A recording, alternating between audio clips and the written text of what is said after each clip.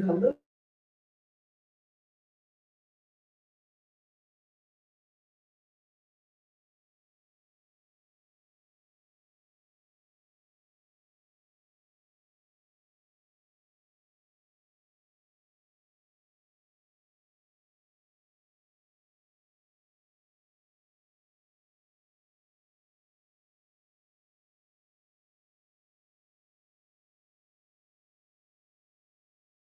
Welcome to High Heels and Lipstick Conversation, the space where grown-ass women get real, get inspired, and get empowered. Where confidence meets class and real talk meets real women. Where we celebrate the power, resilience, and beauty of womanhood. I'm your host, Namia Carnice, your sister in style, success, and soulful conversation. This podcast is for my seasoned ladies, the women who've been there, done that, and still are stepping strong.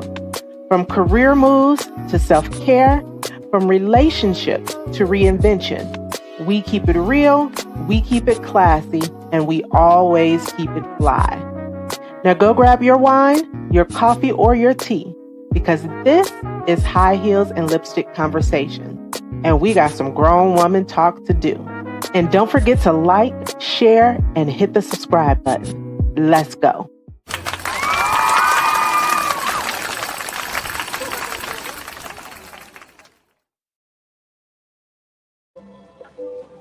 welcome. We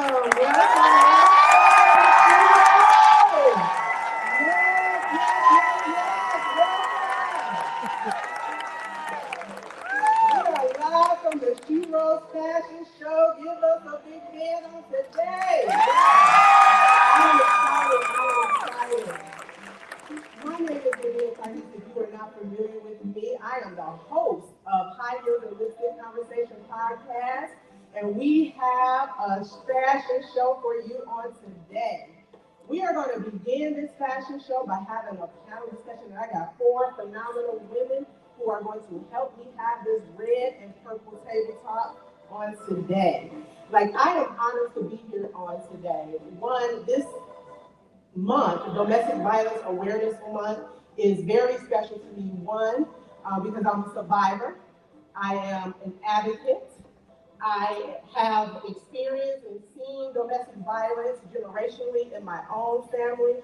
But more important, that I'm a survivor. I overcame that. And so today is all about honoring our advocates and our survivors on today, okay? So I'm going to begin this conversation before we bring our ladies out in grand fashion, because it is a fashion show, right?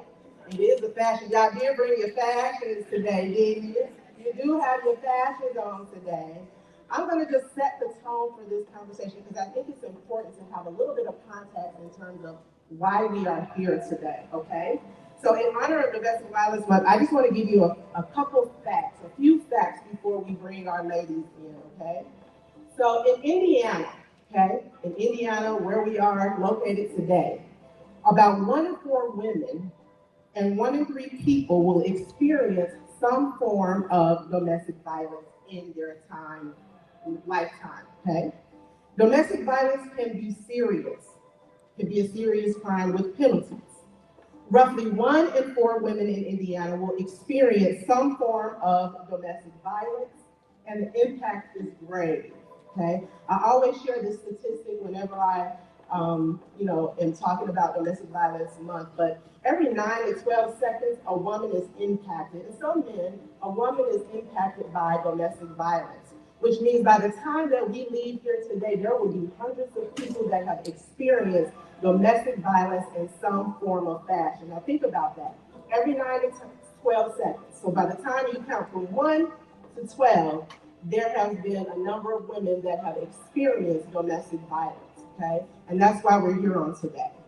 Domestic violence is the leading cause of injury for women ages 15 to 44 in the U.S., and the emotional and psychological wounds can be more damaging than the physical ones. 96% of employed domestic violence victims, and I'm in HR, so I know this to be true, experience problems at work due to the abuse. So either they're late, they're missing work, they come to work with bruises, and we have federal laws that have been created for these kinds of victims. Okay, it's called the VESA law that protects women and gives them time off and things of that nature when they experience domestic violence. In Indiana, 72% of murder-suicides involve an intimate partner, with 96% of victims being female. The risk of homicide increases by 500% when guns are involved, okay?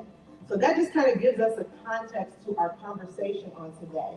And so again, I have four beautiful ladies that are going to help me have this conversation. I need y'all to stand on your feet and give these ladies a big hand because they're getting ready to strut in here because it is a fashion show, right? It is a fashion show. So let me bring my ladies out that's going to help me have this conversation. Come on, strut in, ladies.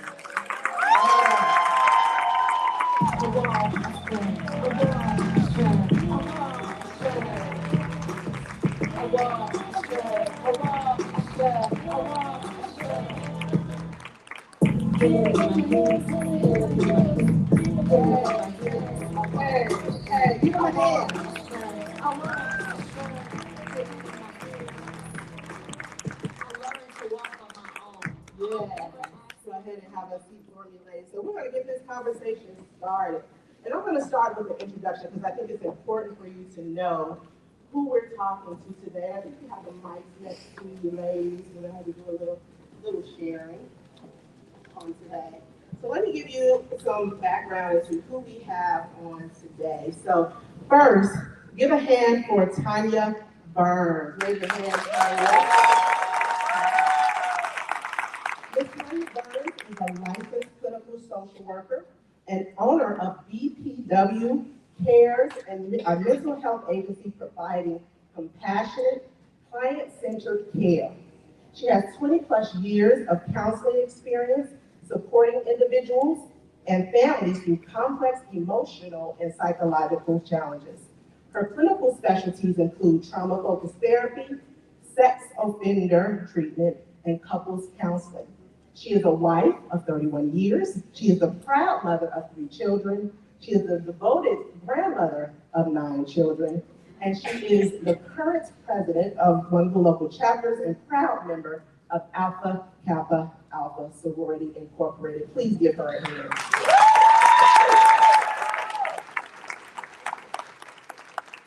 Next, we have Charm Mosley, owner of Super Psych Support, providing psychological evaluations, counseling services, and professional development.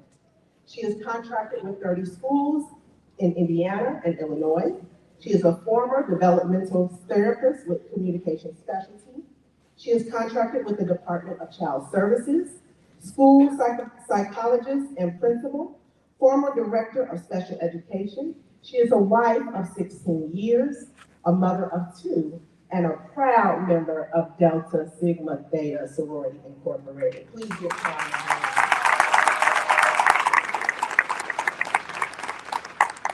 Next, we have Dr. Trayvon Davis Neal.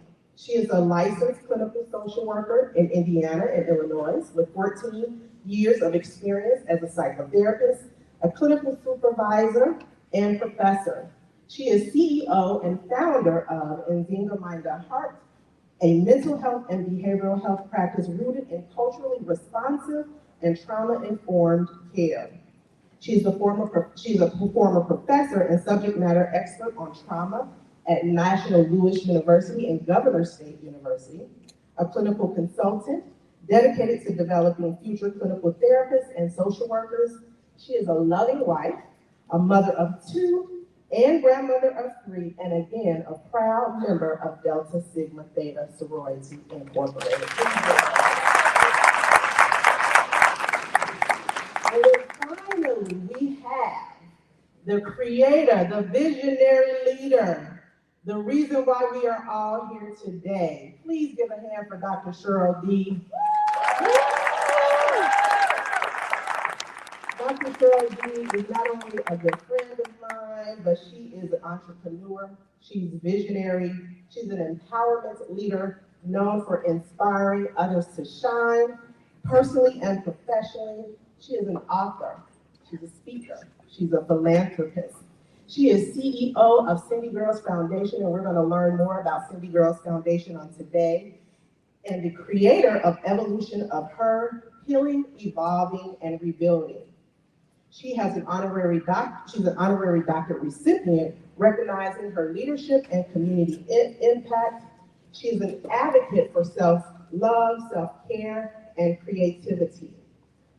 She is a proud member of Alpha Chi Pi Omega Sorority and Fraternity, a historically Black professional sorority and fraternity for beauticians and barbers. Please give my ladies a hand again.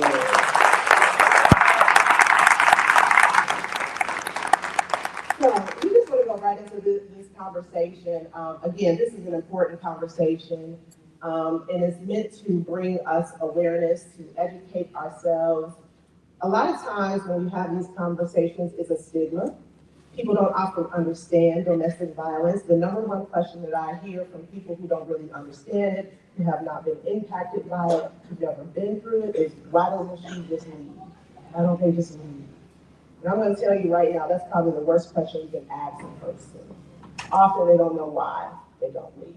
So we're going to just dig right into our conversation on today.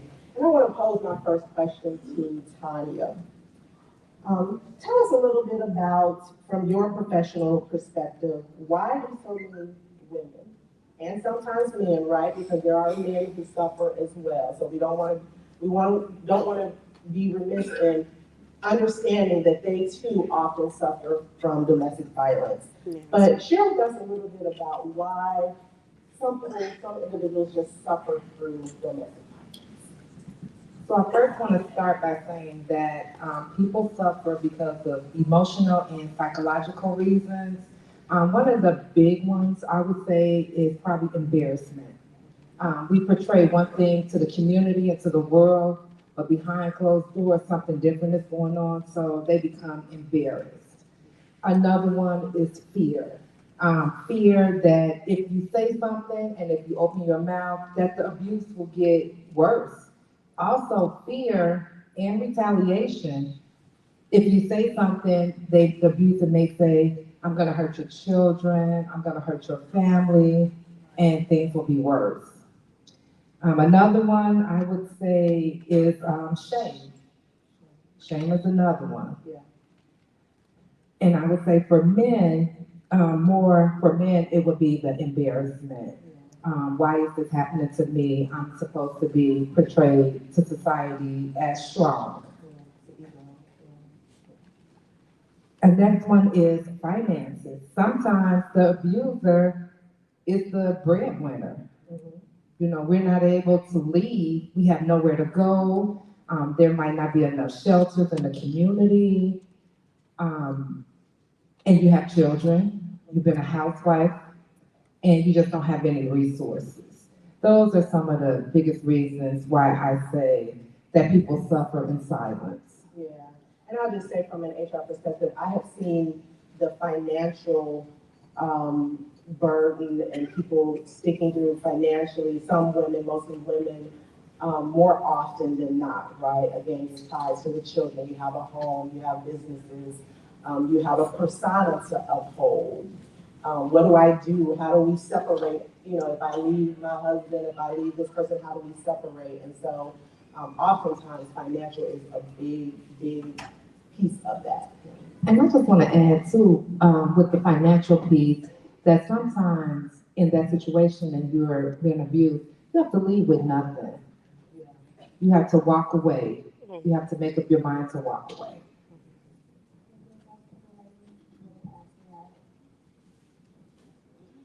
Yeah, Sean, why don't you speak to us a little bit about the forms of abuse, right? So we know that people suffer for financial reasons, things of that nature, but from your personal and professional perspective, clients that you have supported, what kinds of abuse have walked through your door? So when we think of the forms of abuse, we think about physical. So physical is what you can see. The majority of the trauma that people go through is invisible. You don't see it. And when that occurs, it can be emotional. So I'll talk about 4 different types. So emotional is when you kind of feel manipulated and humiliated. And it's a level of control. Someone will try to keep you from your family, from your village, because it's a level of being able to have ownership over you. And a big part, and I'll keep that same vein, when you're thinking financial. Someone, when it comes to financial, they may try to even stop you from working or make it difficult for you to work so you can feel that you need them and you have to stay. And I think that this is a safe place, so I'll be a little more open. Think about emotional abuse. 8-year-old me, my mom stayed at home, and my dad was a great father, horrible husband. And it was a lot of emotional abuse. So I would ask my mom, Mom, why do you let daddy talk to you like that? And she would pour into me, 8-year-old me, Nikki, it's because he doesn't beat me and he takes care of us. So what is that teaching me? Well, it's okay because we're taken care of, but yet mom is mom. It would tear me down, and my mom kind of almost smoked herself to death. She would smoke Vice World 100s, Marlboros, if you know them, no, those are the tough ones. So she would do that every single day because that was the way that she dealt with her stress, because she had a previous relationship that was physical abusive. So with that, oh, we're not being hurt anymore, so we're safe. But we're not safe because every time dad came home, I was worried about who? My mama. And ultimately, when we grow, I had a sister that was just like my mom, and she ended up in a really bad abusive relationship. And me, I kind of turned the opposite. It was nothing but, you ready? Let's go. Because I didn't want that to occur. So my first relationship, I just tried to do the opposite because I said, if I couldn't protect my mom, nobody's going to talk to me like that. And thank God I met my husband because he's like, hold on, we got to work through this. We're talking. So it allowed me to grow. But a lot of times, we see it when we're younger and we think it's okay. And a lot of clients I have, they say, well, this happens all the time. This is what occurs in my home, so it's okay. So we spoke about financial. And another is spiritual. Someone will say, if you don't submit to me, then you're not worthy of God's love. And we know that is not true. But sometimes it can be so psychological that you believe it. You believe I need this person so much, I don't have a village. That's why I'm working to build, you work to build your own villages. Because when they keep you from people, then you stop seeing what's real and you stop having the people that can pour into you to help and support you and guide you. So that's why we have to deal with that. And another one I'll talk about is digital. Digital abuse is real. Who just commented on here? Somebody from 20 years ago from high school. Why would you allow them to comment that? Or cameras. I need to be able to see what you're doing, how you're coming and going, how you're dressing. That is control. And digital allows it to occur too much. And as a school psychologist, watch out for your babies because these kids think it's cute. It's the culture where, oh, if you choke me, you love me. That's not right. But if you see it and they hear it, then that's what's pouring into them. So when we're looking at some of the red flags, when love starts to feel like fear, that is the biggest red flag. Our bodies are wired with hormones, fight or flight. When you get that gut feeling, but what do? Well, it's gas. You just leave it alone. But that's not true. It's really telling you you're not supposed to be here. Love does not hurt. Love does not fear. Love is not scary. Love is supportive and beautiful. So be cognizant of that. And also, when you put a name to it, and you realize, wow, I'm going through this, then you start to heal. And you start to open up for other people. And we have survivors who are here to be able to tell their stories too. That's how you become a survivor. It's not something you have to stay forever. Wow, that's good. That's good. I want to add too. So, so maybe 2 years ago, a year ago, I had the awesome opportunity to speak on domestic violence in a high school. And let me just tell you. So we have said that we gave you the data, we've given the facts, and said women are most likely suffer from domestic violence. But can I tell you how often these little girls in the high schools are putting their hands on these young men? Yeah, putting their hands, they're the aggressors, right? So we are living in an environment in school, again, they pick up a lot on social media. There's just so much that's out on social media. There's bullying on social media that, when we talk about this conversation, we have to loop the bullying and the aggression that takes place on social media in this conversation. But yes, there are a lot of young ladies, for whatever reason, and it could be that they've seen violence in their very own homes, right? They've seen their mom abused, or they've seen, just a toxic environment, and they take those behaviors, the trauma that they've built up, and they carry that over into the schools. So please tell your daughters, okay? Don't put your hands on nobody, right? Don't put your hands on that young man. You can't beat them, right? Yeah, if he's bigger than you, stronger than you, whatever, but we have to have this conversation and be honest and be real because the data shows that women are the ones that are victimized the most, but there are a lot of young women that are victimizing young men as well. And so we have to make sure that that's a part of this conversation as well. All right, all right. Let's shift a little bit because there's a lot that accumulates from a person that is victimized by domestic violence. I can tell you right off my own experiences and some of the behaviors that I've displayed and some of the things that I myself had to heal through. I had triggers, right? There's a certain way you can't talk to me, you can't raise your voice to me 2 decibels, or I'm gonna get into mode, right? And that's just because in my healing process, in my journey, I learned that I had triggers. So, Dr. Trayvon, speak to us a little bit about what are the signs that you look for when you are looking at a person and you say, oh, they may have been, you know, suffered from domestic violence. What are some of those triggers that you often see? Sure. So my soror and colleague, they have hit all of the points. But what I will say is it looks like your friend who you guys have planned this girls' night out. You've gotten all ready for it. You've made the shirts. You've done all the things. And then 45 minutes before it is time to go, they have come up with an excuse, okay? Yeah. This is, not that I have COVID, but it's just, I can't go. They have no explanation as to why they can't go. It also looks like financially, they may have children, or they may need something, personal products, sanitary napkins, that they don't have the ability to get. And this individual goes to work every day, okay? You also know that they are not abusing substance, so why don't you have the ability to take care of those things that you need? Not one, but those things that you need. Medication, so beyond, sunglasses, inside, sometimes it's cool, but otherwise, it looks weird. Long sleeves in the summertime. It looks like isolation. Okay, so you have this group of friends or family. I'm very, very close with my family, or you're close with your sorority sisters, or whomever it is, your church family, and then all of a sudden, they can't be found, or they don't want to be contacted. What did I do? What happened? And they're unwilling to be able to share, to talk to you about what is going on, okay? The other thing is you may see a bruise or mark or something on them, or they're, holding their arm or something like that, and you're asking them, did you go get that checked out? And they say, no, don't worry about it, it's nothing.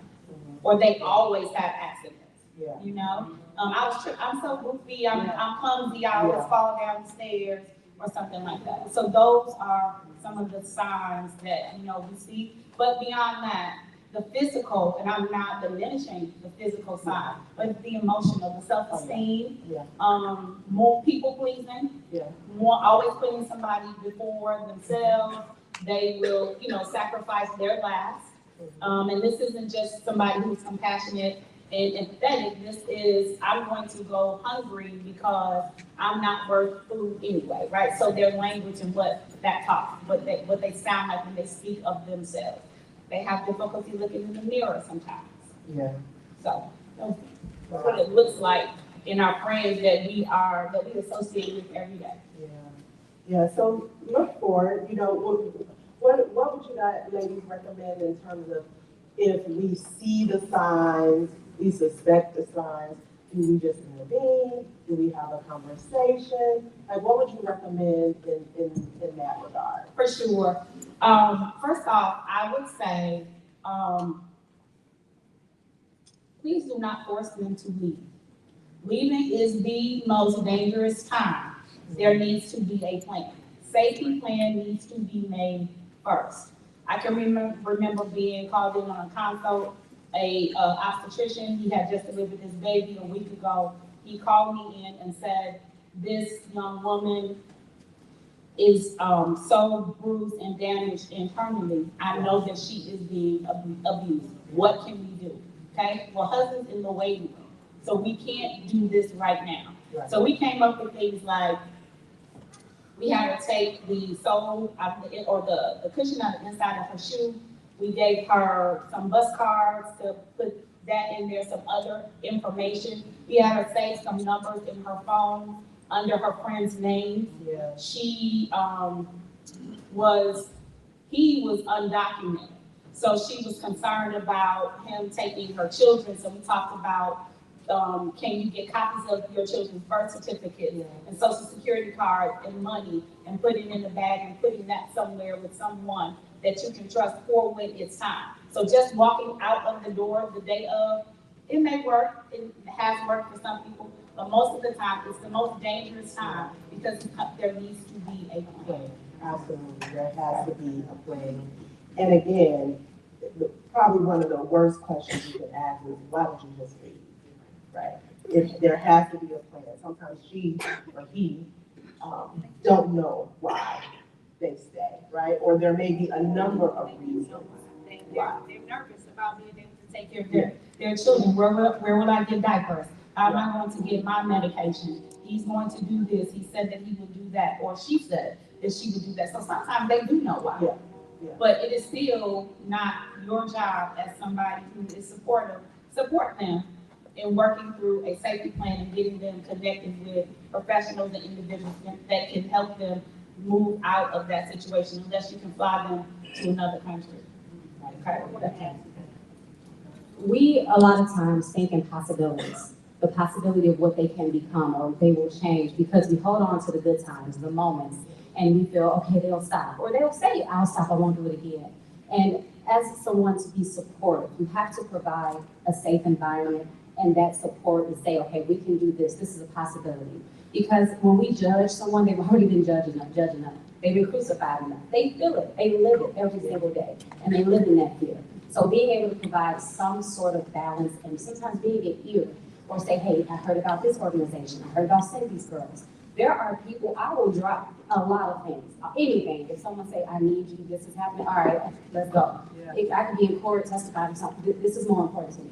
So that's why I try to surround myself around people who I know they got me, even if I don't have myself at that moment, to be a supportive Can I just person. add one other thing? If somebody is reporting to you, or you notice a mark or a bruise, or they have said, I had a very rough day, write it down on your calendar. Put it in your cell phone. You start keeping records for them so that they will have this information and data should they need it in the future for restraining orders or whatever is going to happen next legally. That's how you can support them, by documenting the information that they're sharing with you so that you can go back, well, no, you told me this 7 times in 3 months. So, there's a pattern. So documenting information for them is also good. And I just want to add that people do leave, but they go back. Oh, yeah, yeah, And they go back several times. yeah. Just know a situation that I was involved in. We created a safety plan. She went to work. From work, she got on a flight, went to another state, was safe for about 3 months, and the manipulation. Yeah. He ended up moving to the state she was at. And now the abuse has started all over again. So people leave and they go back. Absolutely. I mean, this conversation is so layered, we can't uncover it all. I do want to, Ms. Cheryl D is our visionary creator and leader of today's SheRose event. Please give her another hand. And it is today because she started Cindy's Girls Foundation. Cheryl, tell us a little bit about Cindy's Girls Foundation, your experience with domestic violence, and what we can expect from today's SheRose Fashion Show. Thank you so much, Lamia. You ladies have hit like my whole story, of my life. I am a survivor, an advocate, and I lived domestic violence. My father was a functioning alcoholic, and so was my mother. I was a latchkey kid, and so I had to fend for myself. So oftentimes I would go to school with dirty uniforms, not because my parents didn't have the money to get my clothes clean. it was just rough in the household. And so I was teased, I was bullied, I thought I was weird. And growing up, we all have stories. I'll just say that we all have stories, horror stories. You know, everybody has their own testimony. But what I will say today is that I have learned to forgive. Forgiveness is big. I had to forgive my father. I had to forgive my father for literally shooting at us. And we running behind the church bushes and hiding, and like I'm telling my mom, and I think Sharon touched on this, and my mom would say, don't say that about your daddy, that's your daddy. And I was like, I hate him. I hate him. You know? And she would protect him. Abusers protect. Victims protect their abusers. And so I had to go through that. And growing up in that environment, I saw myself hiding from my father. I would take all the clothes down out of my big walk-in closet and cover myself up, and I had a little peek hole. And when he came home, he just froze. Nobody moved. Yeah. Because we don't know what type of, road he's in, right? And my mom would do the same thing, and I was protective of my mom. So I thought I was my dad. I thought I could beat anybody. I just beat boys and all that. I was tomboyish or whatever. So I'm here today being a girly girl, that's my mom. But the forgiveness part was key for me because it helped me heal. Yeah. So you know how sometimes you say, I'll never let nobody hit me. I'll never let somebody do that to me. Well, watch what you say. Yes. Because you know what? The very things you hate is sometimes the very things you become. Yes. Okay? So I went to college. I got raped in college. I met men in college and entered into abusive relationship after relationship after relationship. Why? Because that's what I knew. It was learned behavior. This is what this is normal. This is love. This is love. And so, somebody buys you flowers, they're nice to you, and they're doing different things to you, and they yell at you, or they put their hands on you, and it's because they say, I love you, I want better for you, I want you to be great. Yeah. So I abuse you, or I discipline you because I love you. And so, moving forward, even at the age of 50, I'm 56. At the age of 50, I started going to therapy. Thank God for therapists. Clap your hands for therapists. Yeah. Right? At 50, I sit in my therapist chair and I said, listen, am I crazy? And she says, no. And so she had a couch, and so I'm goofy, so I'm just going to lay on the couch like, okay, now what are we supposed to be talking about? Because I feel like I'm crazy. Going through this and going through all of these cycles in dating. So now we're out here, we're on dating apps, and we're dating people that we don't know. It's not like you meet somebody in the grocery store anymore and you go on a date or whatever. Now it's dating app. You gotta go get coffee, you gotta have an interview session with the person or whatever. You don't know these people, right? And so I'm dating on dating apps and meeting these people that are crazy.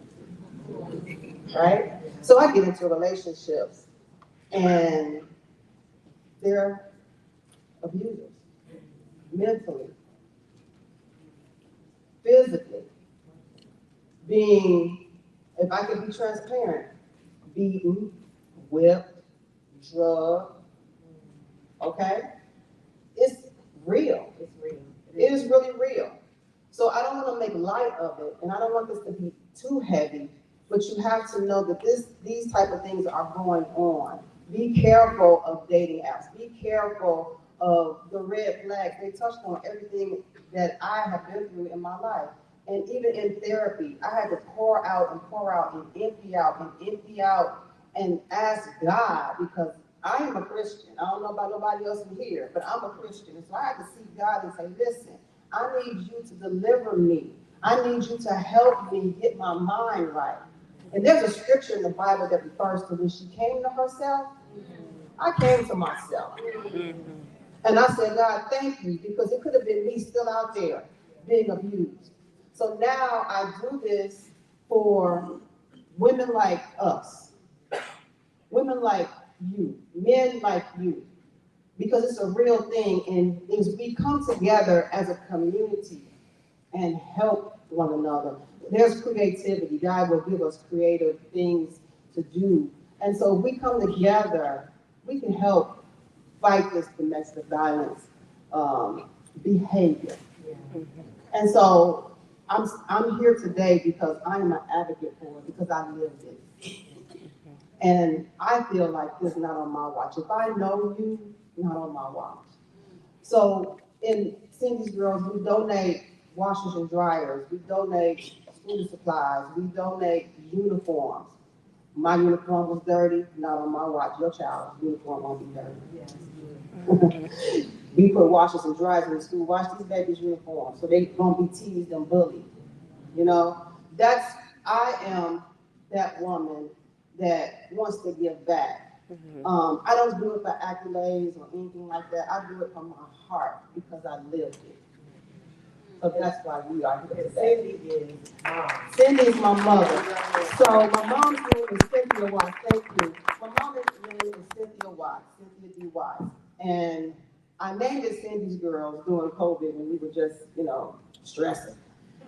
And I was in there writing and crying over George Floyd, and I was just praying, and I'm like, what is happening? And so God told me Cindy's Girls. Because anybody that was a friend of mine, or a friend of my mother's, a friend of mine was a friend of my mother's. And so she would say, oh, Dr. Travad, that's my girl. Mary Karen Freeman, that's my girl. So I named it Cindy's Girls because everybody's her girl, right? And my mom would be so proud. Let me just say that. She would be so proud today that I am an advocate and I'm moving forward. So I'm no longer a survivor, I'm a thriver, right? I remember meeting this beautiful young lady, thank you. This beautiful young lady, she came to my office to get her nails done. I'm a nail tech as well. And she asked me, she said, are you surviving or are you thriving? I didn't even know one. That was my first time getting my nails done. I said, the nerve. And I lied. I said, girl, I'm thriving. Then I could sit back and think about it. Because at that particular time, I was in an abusive relationship. And women like this that continually talk to me and encourage me, and I would lean on her and I would say, hey, this is happening, whatever. And she didn't judge me. She didn't tell me to leave, but she was there for me and walked me through it.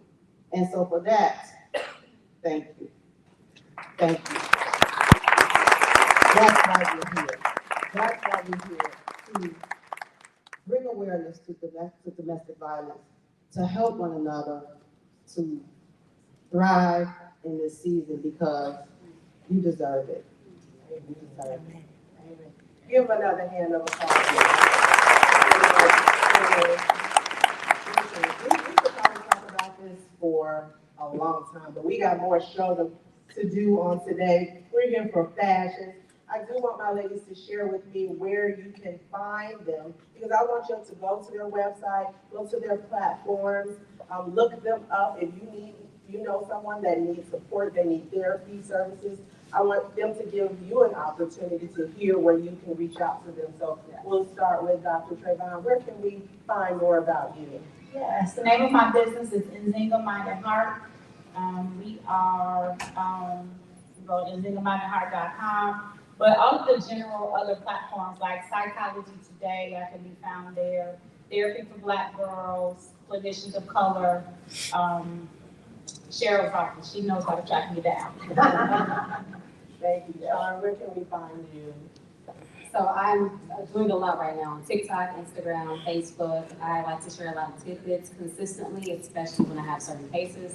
So you can find me at my name, Charm, CHARM, then Mosley. So Charm K Mosley on the platforms, and you'll see me. And my business is Super Site Support. It's in Maryville, Indiana.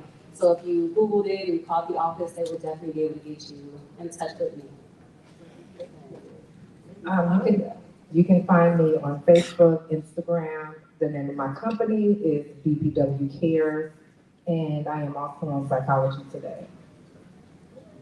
Cheryl D, where can we find you? You can find me on social media, all of the platforms, social media, Facebook, Instagram, TikTok, at I am Cheryl D.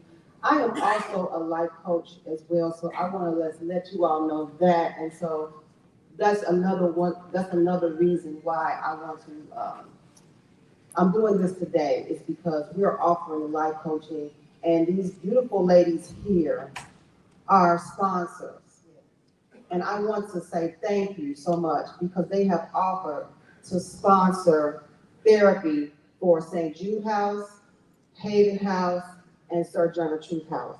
For ladies, and come on, give them, you can be better than that. You can be better than that. They have offered their time, and so we are excited about it. Thank you so much from the bottom of my heart, because it's, it's just nice to be nice, right? Okay, and so yeah, you can find me social media. I am Cheryl D, and you can find me on my website at IamCherylD.com. All right, give these ladies another round of applause. Thank you so much, ladies, just for being here, one, but for all that you do for your advocacy. We appreciate you. We love you. We know that we learned something on today. Amen. I know y'all just got out of church. Amen. Amen. We learned something on today, so we hope that you take this back, that you are aware. We have the resources that are just kind of shared on our screen, the National Coalition of Domestic Violence. We have a resource for those who may be here in Indiana and also those who may be in Illinois. And again, I am your host of the podcast, High Heels and Lipstick Conversation. My name is Namia Cartney. I'm no longer going to say that I'm a survivor, I'm a thriver. Yeah. I'm also an author. You can read my book. I have written a recent book called Words of Wisdom that every grown-ass woman should know. So visit me right over there in the corner, and we thank you for your time. We're going to transition to the next phase of our show. Give these ladies a hand again.